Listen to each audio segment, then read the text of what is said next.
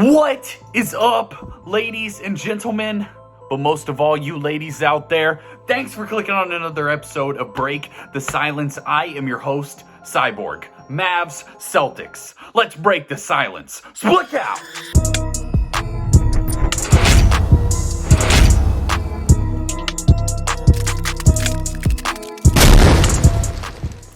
We just got done watching a highly anticipated matchup between Luka Doncic and Jayson Tatum. Two guys who are fighting for MVP right there in the top 5 in MVP odds to start the NBA season. And it was a great matchup between those two. We got to see some of the best parts of both of their games. We're going to break this game down because I've talked a lot this season about the Boston Celtics, but I haven't talked a lot about the Dallas Mavericks. So I have a ton of statistics, a ton of thoughts on their gameplay, the way they can play, ways they can improve, and things that they need to do to take that next step to truly be a championship contention kind of team. And then we will also talk about the Celtics here at the end because they have won 10 of their last 11 and are playing fantastic basketball.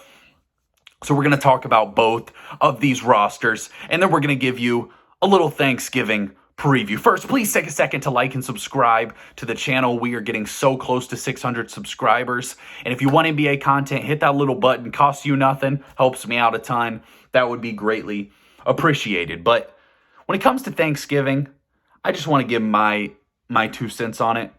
Turkey, wildly overrated. You know where we live? We live in the mashed potatoes, stuffing, and mac and cheese world. That's where, and rolls, throw in some rolls in there. I'm a big bread guy. So just my take on Thanksgiving. Let me hear your thoughts. Are you a big turkey guy, or do we think it's all dry? I think it's overrated, man. I'm going to be honest. If it was that good, you'd eat it other times of the year, but it's just not that good. But let's get into the game at hand. Luka Doncic tonight had 42 points, 9 assists, and 8 rebounds, doing what he's done all season and absolutely destroy in the stat sheet. Jayson Tatum, on the other end, had 37 points, 13 rebounds, 5 assists, and 2 blocks. And when you're looking later in the season at who you want to pick for your MVP, you look at things like records, you look at statistics, you look at impact, players around them. You also look at their head-to-head matchups. So this was an important game for both of these guys to come out and try to make a statement. Now, I want to spend a few minutes here talking about this Dallas Mavericks team, because it's a team that made the Western Conference Finals last year. They lost Jaylen Brunson, and they replaced him with Christian Wood. Now, I am a big Christian Wood fan, as Christian Wood is an absolute sniper from the three-point range. Has shot about 40% over the last 3 seasons. So that seems like the perfect match for a Luka Doncic, a guy that can catch and shoot at a high clip. So I really liked that signing. Now, when you trade away, when you lose Jaylen Brunson, I guess they didn't trade him away, but when you lose Jaylen Brunson, you take away one of those primary ball handlers. And the way that they've constructed this roster is it's Luka, Dinwiddie, and then a bunch of shooters. Or, JaVale McGee gets a couple minutes, but Reggie Bullock, Dorian Finney-Smith, Tim Hardaway Jr., Davis Bertans, Christian Wood. All these guys are kind of spot-up three-point shooters. Now, Hardaway can play a little off the dribble. But what it's led to is the Dallas Mavericks almost playing totally ISO basketball. They're number 1 in the entire NBA in ISO frequency. And it's by a pretty wide margin. So they ISO more than any team in the entire NBA. And I don't know that that's a great way to play. It almost reminds you of when James Harden played for the Houston Rockets a couple years ago. And they were really good. James Harden was awesome, and it was built around him. But you just don't know if that's capable of winning a championship if you're relying so heavily on one player to ISO so much. And Dinwiddie, add him in that. So 2 players technically to ISO that much. Dinwiddie is number 2 in the league in ISO frequency percentage. So and number 1's James Harden, 2 Dinwiddie, 3 Luka Doncic. So they have 2 guys in the top 5 there. Now, where would we like to see Dallas change their play style a little bit? What I'd like to see is an increase in their pick and roll frequency. Now, the reason I say that, they're number 1 in the NBA in pick and roll points per possession. So when they run a pick and roll play, they average more points per pick and roll than any other team in the NBA. but they only run that 26 most in the NBA. So they basically don't run their pick and roll, and they sit and do this ISO type basketball. And yes, it's very effective with Luka Doncic because he's an absolute stud. And offensively, they're still really good. They're 10th in the league in offensive rating. So they're still a very good basketball team. But when you're looking at ways you can improve, ways that you can get from the 9 and 9 you're at right now and get to, the top 3-4 seed in the Western Conference, it's transitioning a little away from that ISO offense, maybe a little more into the pick and roll. Luka Doncic also leads the entire NBA in scoring, but also leads the entire NBA in post-up scoring, which is crazy because right behind him is Yusuf Nurkic, Joel Embiid, and Nikola Jokic. So, that's a wild stat that a guard, whatever you want to call Luka Doncic, but leads the NBA in back to the basket post-up plays.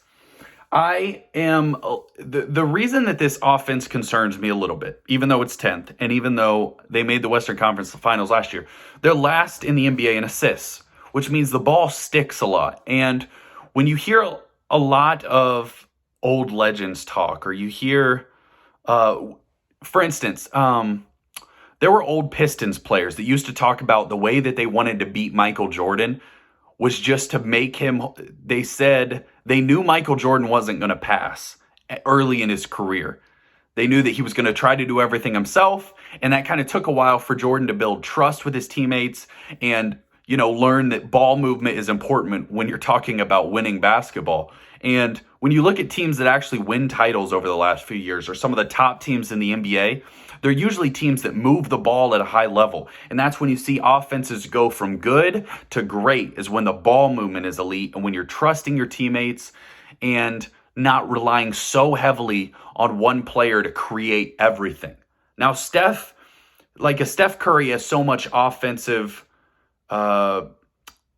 focus that the entire defense is focused on guarding Steph Curry, but the ball also moves around the court all the time, and they're really good at passing it around. Other players create. Steph does a good job of going and playing in the corner, still being a threat, and still has a gravitational pull towards him. But that's where we want to see the Mavericks improve, is that the ball movement just needs to be better. They're 4th in the NBA in defensive efficiency. So they're really good on the defensive end of the court, even though Luka's a poor defender. And let me say this, I'm a massive Luka Doncic fan. I love watching him play. He's one of my favorite players in the entire NBA. They are, They're dead last in pace.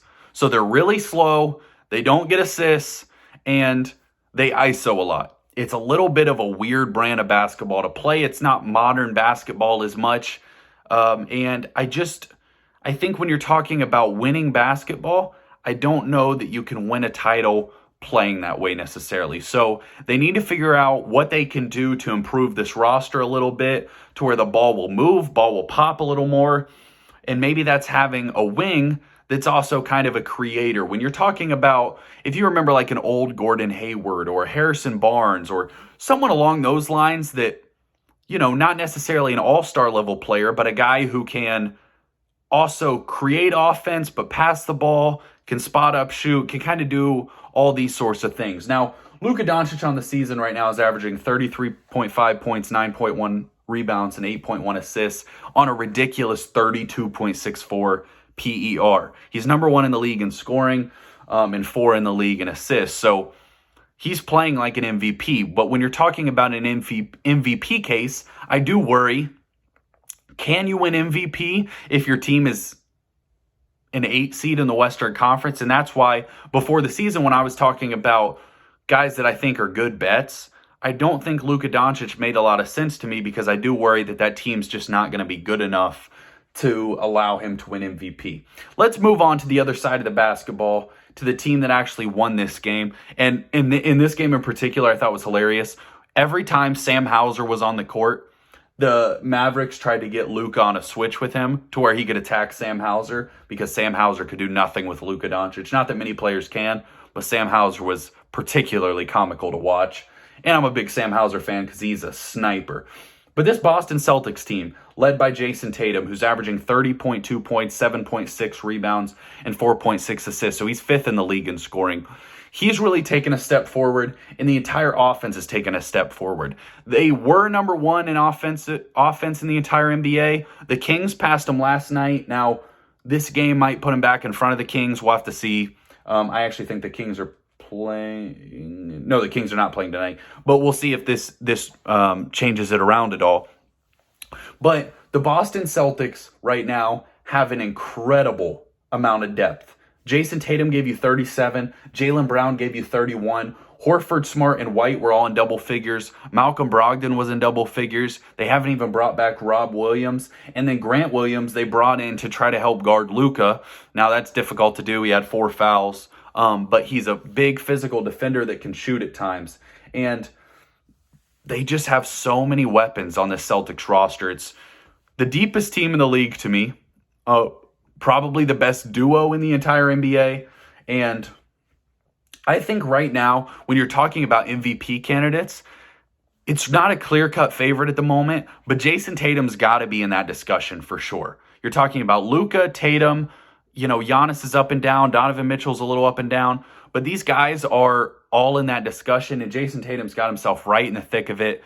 And if this team can continue to win basketball games at a high level, right now they look like they look like the best team in the NBA because they're starting to defend at a high level. They've improved on the defensive end of the court. And like I talked about, they're number 1 or 2 in offensive rating in the entire NBA. So if this team can just put it together a little bit on the defensive end, stay consistent, keep their turnovers down, that's the one thing they've done great this year. They're a top 5 team in turnovers, meaning they're really limiting their turnovers. Last year in the playoff run, the thing that I lamented so much was how frequent they turned the basketball over. And when they turned it over more than 16 times, they never won basketball games. 16 or less, they always won. So keeping good care of the basketball, so important to the Boston Celtics. That's all we got as far as this game tonight. It was very entertaining to watch these two guys go back and forth, Tatum and Luka. I think both of them will be in the MVP discussion. We just need to see the Mavs start to win some of these basketball games. We need to see them move the ball a little more, maybe play a little more pick and roll heavy, which I know is a little tough to do when you're not playing with centers all the time. But you can use Christian Wood in a pick and roll, pick and pop, Spain pick and roll. Like there's other things you can do to still be effective offensively, and we just need to see the Mavs improve in those ways. But that's all we got for you tonight. Enjoy your Thanksgiving. Eat as much as you possibly can. Cyborg out.